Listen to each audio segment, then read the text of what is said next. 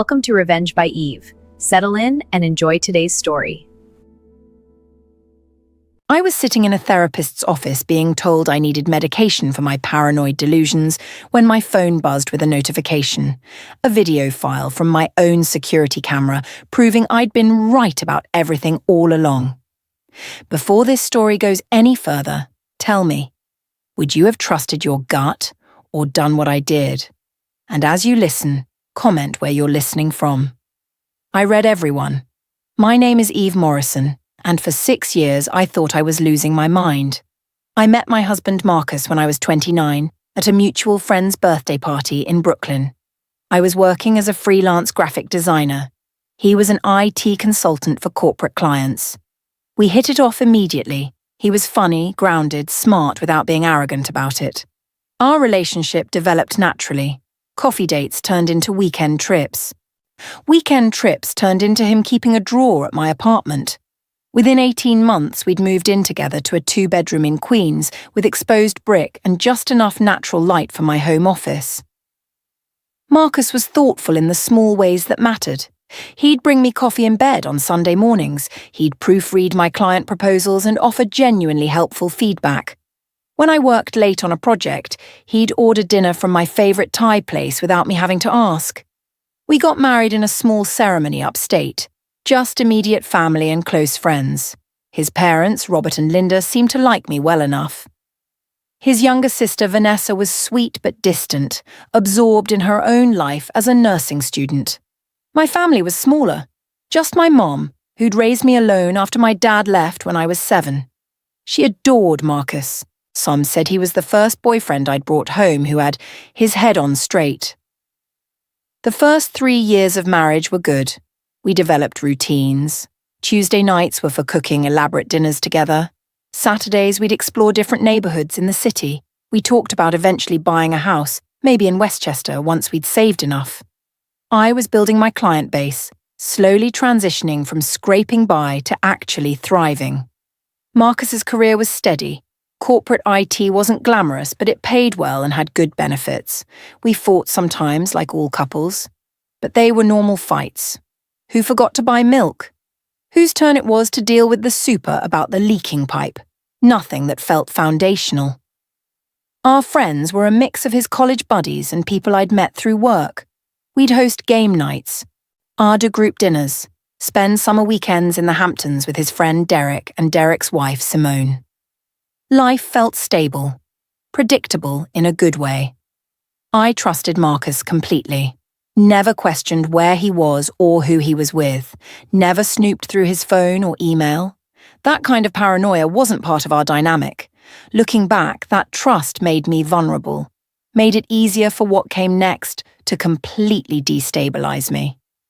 The first warning sign came about 3 years ago, subtle enough that I almost missed it. Marcus started working late more frequently, not every night but 2 or 3 times a week. He'd text around 6 saying he was stuck troubleshooting a network issue or dealing with a client emergency. "Don't wait up," the messages would say. "Might be another few hours." He'd come home around 10 or 11, tired and distracted. I'd ask how it went, he'd give vague answers about firewalls and server configurations, and we'd go to bed. At first, I didn't think anything of it. IT emergencies happened. Clients had unreasonable expectations. But then I started noticing other changes. Marcus became protective of his phone in a way he'd never been before. He'd changed his passcode, something he'd never had before. When I asked why, he said his company had implemented new security protocols requiring complex passwords on all devices. Made sense. Corporate security was important. He started taking calls in the other room. If his phone rang while we were having dinner or watching TV, he'd glance at the screen, say, "work call," and step into the bedroom or out onto our small balcony. I could hear his voice through the door sometimes. Low, measured, occasionally laughing at something. When he'd come back, I'd ask what the emergency was. Just client management, you know how it is. I did know how it was. Freelancing meant dealing with anxious clients at odd hours too, but something felt off, an instinct I couldn't quite name. Marcus started being critical of small things. The way I loaded the dishwasher, how I'd left my work papers on the dining table, my habit of staying up late working in the living room. "It's like you don't care about our shared space," he said one night. "I'm working. This is my office." "You could be more considerate. I'm trying to sleep." These weren't huge fights, just a subtle shift in how he spoke to me, more irritated, less patient. I also noticed he'd become defensive when I asked about his day. "How was work?" "Fine. Anything interesting happen?" "Why are you interrogating me?" "I'm not interrogating you. I'm asking about your day." "It's exhausting, Eve. I deal with problems all day. I don't want to rehash them at home." So I stopped asking. Around this time, I started having trouble sleeping. I'd wake up at 3 or 4 in the morning with this inexplicable anxiety, this feeling that something was wrong. I'd lie there in the dark, listening to Marcus breathe beside me, trying to figure out what my subconscious was trying to tell me. During the day, I'd feel silly about it. Everything was fine. Marcus was just stressed with work. I was probably projecting my own work anxiety onto our relationship, but at night that feeling would return. Something's wrong. Something's happening. I mentioned it to my mom during a phone call. "You sound stressed, honey. Are you taking care of yourself?" "I think so. I don't know. I just feel off." "Marriage is hard work, especially those middle years. You just have to push through."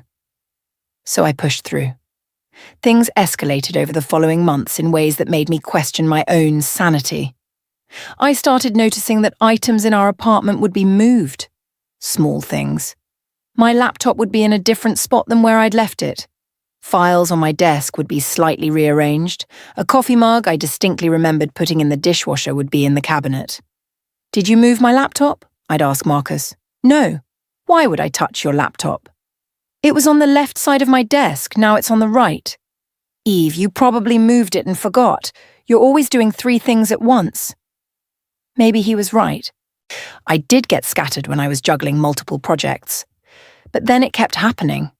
Things would go missing and reappear days later in obvious places. My favourite coffee thermos, my car keys, a client file I'd been working on. "I'm losing my mind," I told Marcus one evening. "I swear I put my keys on the hook and now they're not there." He helped me look, and we found them in my coat pocket. "See? You put them there and forgot." "I never put them in my pocket." "You must have. They didn't walk there themselves." His tone suggested I was being ridiculous, making problems out of nothing. I started second-guessing every memory. Every certainty felt uncertain. Marcus began suggesting I was working too hard, that the stress was affecting me. "Maybe you should take a break. Ease up on the client load." "I can't afford to do that. I'm finally building real momentum.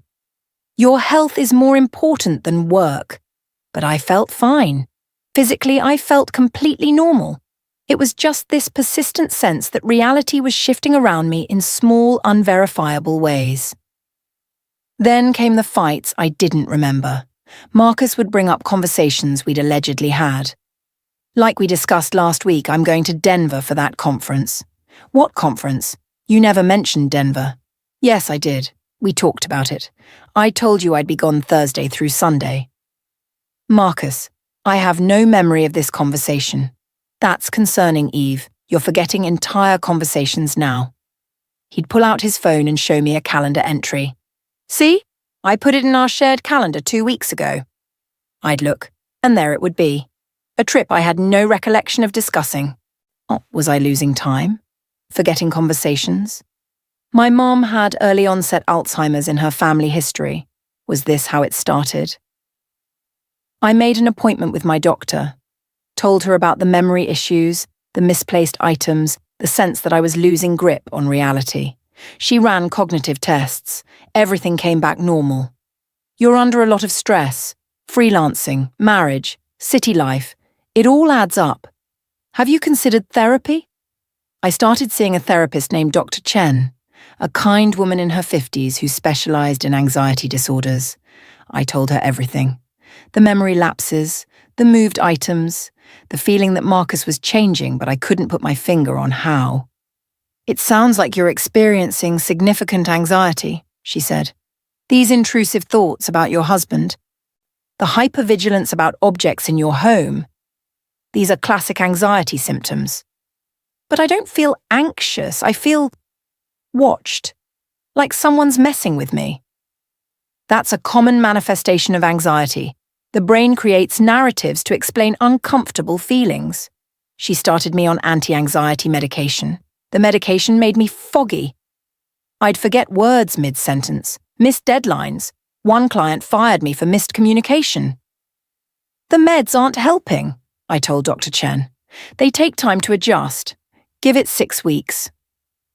Marcus was supportive in his way. He'd remind me to take my pills, ask how therapy was going, suggest I cut back on work, but I couldn't shake the feeling that he was performing concern rather than feeling it.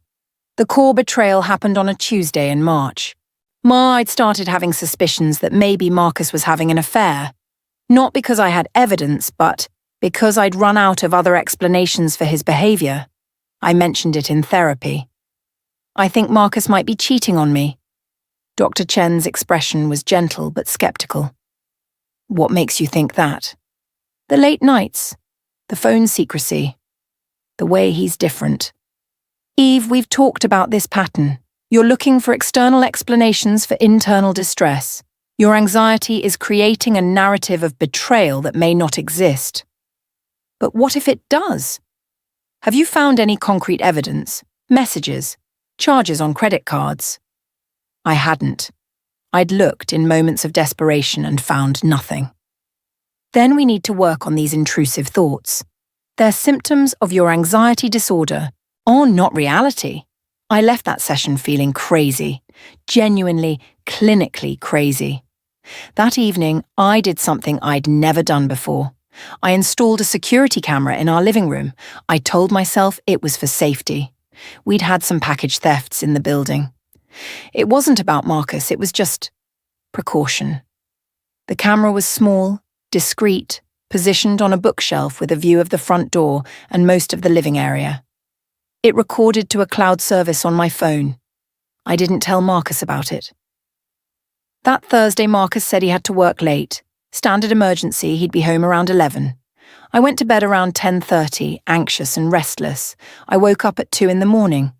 Marcus was asleep beside me. I grabbed my phone and opened the security camera app, scrubbing through the evening's footage. At 6:47 p.m., the front door opened. Marcus walked in. He wasn't alone. A woman entered behind him. Petite, dark hair, mid-20s. She was laughing at something he'd said. I watched, my heart pounding, as Marcus and this woman sat on our couch. Our couch, where we watched movies and ate takeout and lived our life. They talked for a few minutes. I couldn't hear the audio clearly, but their body language was intimate. Familiar. Then she leaned over and kissed him, and he kissed her back. I watched them for 15 minutes, kissing, his hands in her hair, her hands on his chest. Then she said something, stood up, and walked toward our bedroom. Our bedroom. The camera didn't capture what happened there, but they were in that room for 43 minutes. When they came back out, Marcus walked her to the door, kissed her goodbye, waited until she was gone.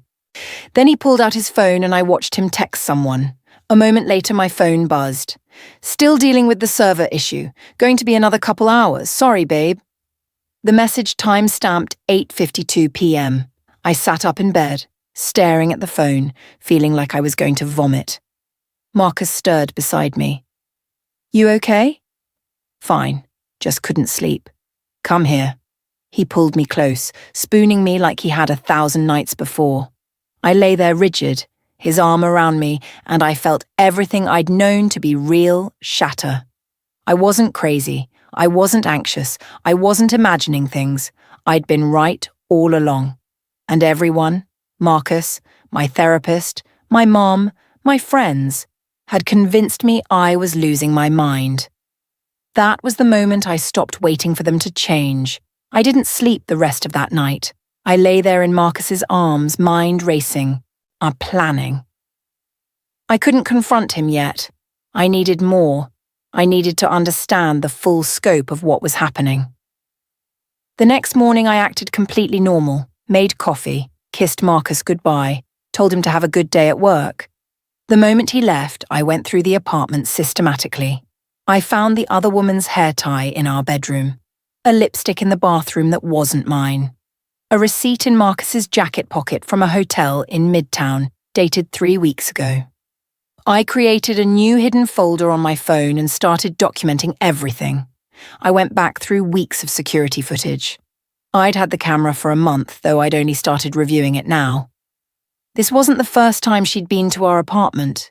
She'd been there 5 times in 4 weeks. Always on nights Marcus claimed to be working late. I recognized her from somewhere but couldn't place it. Then I remembered. She'd been at a work party Marcus had dragged me to 6 months ago, his colleague's birthday.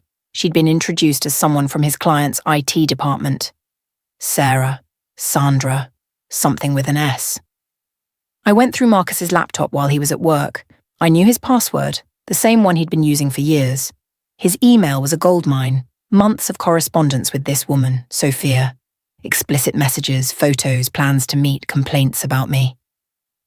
She's so paranoid lately, constantly asking where I am, what I'm doing. It's exhausting. I think she might suspect something. She's been acting weird.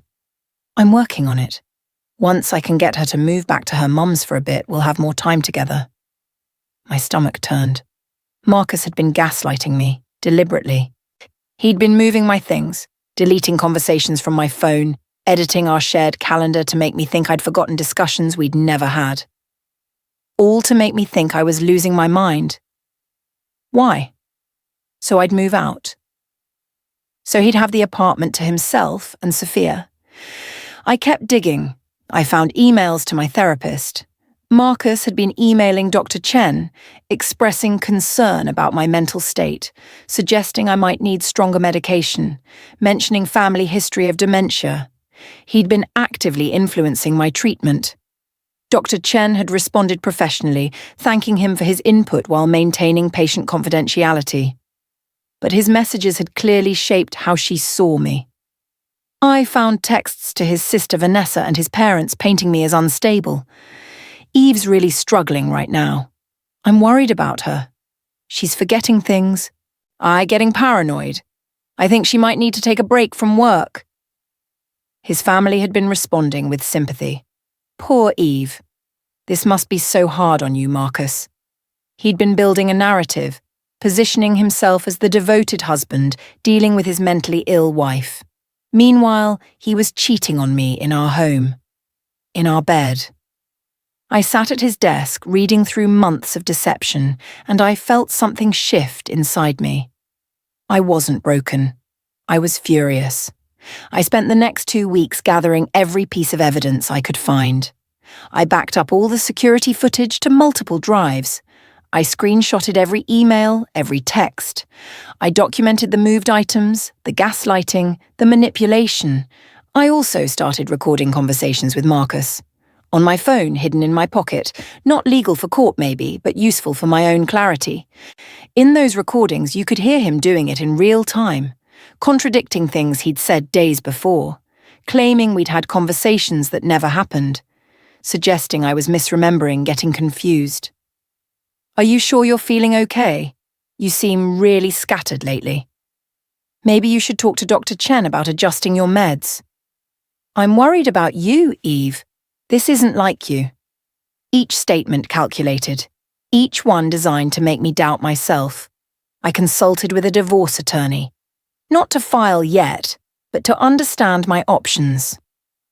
New York is a no-fault state, but if you can prove he wasted marital assets on an affair, that can affect distribution. Document everything. I also sent the camera footage and evidence to a friend I trusted completely, my college roommate Jenna, who lived in Boston. I don't know what he's capable of, I told her. If anything happens to me, you have this. She was horrified. Eve, this is psychotic. He's been gaslighting you for months. I know, but I need to handle this carefully. I also made an appointment with a new therapist, someone Marcus had never contacted, never influenced. I brought her everything, the footage, the emails, the documentation of gaslighting. She watched the security video of Marcus with Sophia in our apartment and looked at me with absolute clarity. "You're not crazy. You're being psychologically abused." Hearing that from a professional, from someone who had no reason to validate me, broke something open in me. I cried for the first time in months, real body-shaking sobs. I thought I was losing my mind. That's what he wanted you to think. The payoff came on a Saturday afternoon in April. I'd planned it meticulously. I invited Marcus's parents, his sister, my mom, and our close friends Derek and Simone to our apartment for a small gathering. Marcus was confused but pleased. "This is nice. I'm glad you're feeling social again." Everyone arrived around 2. I served coffee and pastries, made small talk, played the gracious host. Then, once everyone was settled in the living room, I connected my laptop to our TV. I wanted to gather everyone here today because I have something important to share. Marcus looked nervous. "Eve, what's going on?" "I've been labelled as paranoid for the past year, anxious, possibly mentally ill. And I want to set the record straight."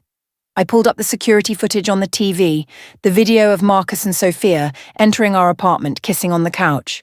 The room went silent. "This is from 6 weeks ago. A night Marcus told me he was working late." Marcus stood up. "Eve, what the hell?" "Sit down." Something in my voice made him sit. I played more footage, different nights, same pattern. Marcus lying to me, Sophia coming over, them disappearing into our bedroom. His mother gasped. His father's face went red. Then I pulled up the emails. These are messages between Marcus and Sophia, explicit messages, plans to meet, and complaints about his paranoid wife who was starting to suspect something. I scrolled through them on the screen. Now here's where it gets interesting. I wasn't just paranoid. Marcus was actively making me think I was crazy. I showed the evidence, the emails to my therapist, the messages to his family painting me as unstable, the texts to friends expressing concern about my mental health. He moved my things, deleted conversations from my phone, edited our shared calendar, all to make me think I was losing my memory. I looked at Dr. Chen's business card, which Marcus had saved in his desk. He coordinated with my therapist, behind my back, to get me on medication for an anxiety disorder I didn't have. My mum looked like she might be sick. "Why?" Vanessa asked, her voice small. "So I'd seem unstable. So when he wanted to leave me or make me leave, everyone would understand. Poor Marcus, dealing with his crazy wife." I turned to Marcus, who was pale and silent. "You almost succeeded. I almost believed I was losing my mind, but I installed a security camera, and I found out the truth." His dad stood up. "Marcus, is this true?" Marcus tried to speak. It's more complicated than she's making it seem." "Which part?" I interrupted. "The affair? The gaslighting? The systematic psychological abuse designed to make me question my own sanity?" He had no answer. I looked at everyone in the room. "I wanted you all here so you could hear this from me. So Marcus couldn't spin some story about his unstable wife having a breakdown." I handed packets to each person. "These are copies of everything. The footage, the emails, the evidence of gaslighting, in case anyone doubts what they saw today." Then I looked at Marcus. "I've filed for divorce. You have 30 days to move out. My attorney will be in touch about asset division." His mother started crying. Vanessa looked at her brother like she'd never seen him before. Derek stood up. "Man, what the fuck is wrong with you?" Marcus just sat there, silent, destroyed. I grabbed my coat and purse. "I'm staying at my mom's. I'll be back Monday to start packing my things. I'd appreciate it if you weren't here." And I walked out of my own apartment, leaving Marcus to face the people who'd believed in him. The fallout was immediate and absolute. Marcus's family was devastated. His mother called me sobbing, apologizing for not seeing what was happening. His father sent a formal apology and offered to help with legal costs. Vanessa cut Marcus off completely. "I can't believe I have a brother who would do this." Our friends sided with me unanimously. So Derek told Marcus to never contact him again. Simone sent me a long message of support and offered to testify if needed. Sophia disappeared from his life immediately. Turns out when your affair partner's psychological abuse gets exposed to everyone, the romance dies pretty quickly. My mum was horrified. "I told you it was just marriage stress. I told you to push through. I should have listened." "You didn't know, Mom. He was convincing." Dr. Chen called me personally. "I'm so sorry he manipulated me too. I should have been more skeptical of his input. He manipulated everyone. That was the point." The new therapist helped me process what had happened. This is called intimate partner abuse, psychological abuse. What he did was calculated and cruel. The divorce was finalized in 6 months because I had documented everything. Because the evidence was irrefutable, Marcus's attorney advised him to settle. I got the apartment, which I immediately sold. I got half of all assets plus compensation for the psychological harm. Marcus tried to reach out once, 3 months after everything imploded. A long email about how he'd made mistakes, how stress had made him act out, how he still loved me. I forwarded it to my attorney and never responded, because there was nothing he could say that would matter. He'd systematically tried to destroy my sense of reality, to make me doubt my own mind, to isolate me and control me and break me. And when I'd fought back with truth, he'd lost everything. 5 years later, I'm 39 and living a life built on solid ground. I left New York. Too many memories, or too many places that reminded me of who I'd been when I was being gaslit and broken. I moved to Portland, bought a small house, rebuilt my design business from scratch. I'm more successful now than I ever was in New York. Clients who value my work, creative freedom, financial stability. I've been in therapy consistently, working through the trauma of what Marcus did, understanding how gaslighting works, learning to trust my own perceptions again. That was the hardest part, relearning to trust myself. After months of being told I was wrong about everything, rebuilding confidence in my own reality took years. I've dated. Nothing serious yet, but I'm open to it. I'm just careful now. Watchful for red flags. Protective of my peace. I heard through mutual friends that Marcus bounced around for a while, unable to hold down relationships or jobs. His reputation in our circles was destroyed. Last I heard, he'd moved to Chicago. Started fresh where no one knew his story.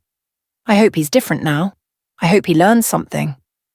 But mostly I don't think about him at all. The woman I was when I was married to him, anxious, doubting, questioning her own mind, that woman is gone. The woman I am now knows her worth, trusts her instincts, refuses to be diminished. Marcus tried to make me think I was crazy, tried to make everyone believe it, but the proof came out. And the truth set me free. If you were in my place, what would you have done differently? And don't forget to tell me, where are you listening from right now? This is Revenge by Eve, and your voice matters here. Thanks for watching Revenge by Eve. We hoped you enjoyed the story. See you soon.